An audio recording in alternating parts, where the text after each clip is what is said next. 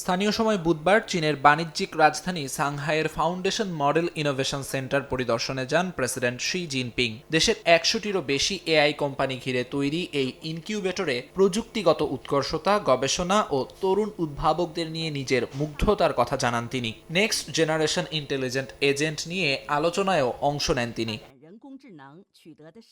She জানান, AI এখন চীনের আধুনিকীকরণ, শক্তিশালী রাষ্ট্র নির্মাণ ও জাতীয় পুনর্জাগরণের হাতিয়ার। তরুণ প্রজন্মের উদ্ভাবনে ভর করেই এই প্রযুক্তি এগিয়ে নেবে গোটা জাতিকে, এমনটাই মনে করেন তিনি। এ সময় নিজে পড়ে দেখেন স্মার্ট গ্লাস, খোঁজ নেন বাজার প্রবণতা আর প্রযুক্তির ভবিষ্যৎ সম্ভাবনার।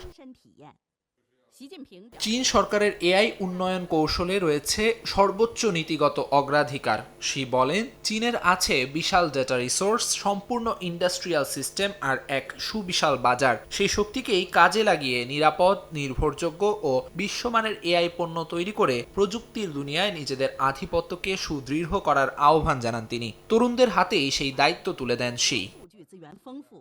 এই সফরের মাত্র ৪ দিন আগেই চীনের শীর্ষ নেতৃত্ব বসেছিল এআই বিষয়ে কেন্দ্রীয় স্টাডি সেশনে। সেখানেই শি ঘোষণা দেন, বিশ্বের কৃত্রিম বুদ্ধিমত্তার দৌড়ে এগিয়ে থাকতে হবে চীনকে। সাংহাই সফরে সেই ঘোষণারই বাস্তবায়ন দেখালেন তিনি।